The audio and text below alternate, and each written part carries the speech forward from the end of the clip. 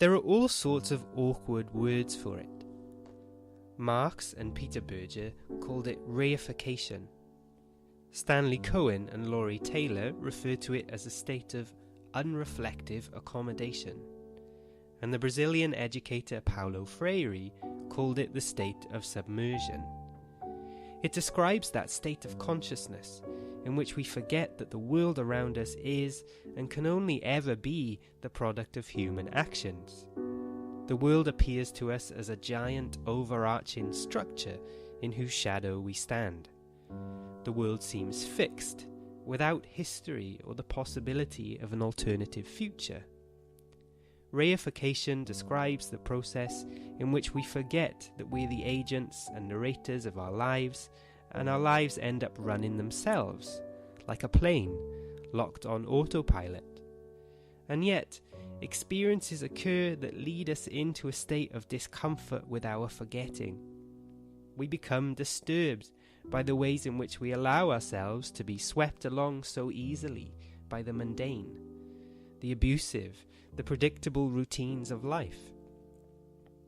This is the experience we call boredom, monotony, tedium, despair. In these moments, we take a step back and regard the world and our place within it. We obtain some critical distance from the previously naturalized state of affairs, and we see the horizon of possibility. We blow away the fog. We shake the water out of our ears, and we resolve, if only temporarily, that we will be swept along no more. We reach the breaking point. And once the breaking point has been reached, we cannot slide back and unreflectively accommodate again to routine, for by its very nature, such an orientation involves the feeling that life could not be otherwise, and this fiction has now been destroyed. Once we realize that the future is not written in indelible ink, there is no going back to an unreflective condition.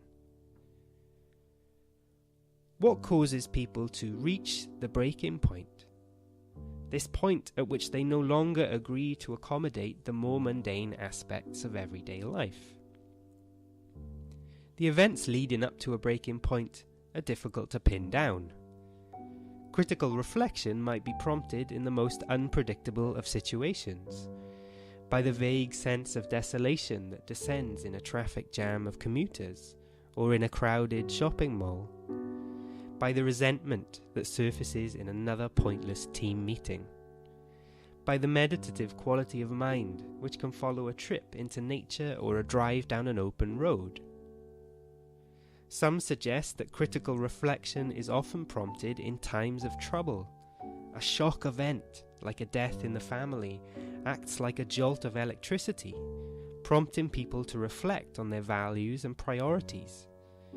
Sometimes the breaking point is less dramatic, not an epiphany, but the result of a more gradual feeling of uneasiness that breeds in the gap between our ideals on the one hand and the more unpleasant realities of life as it is really experienced on the other. The breaking point represents a kind of personal crisis, in which a person's accustomed habits and beliefs are thrown into doubt.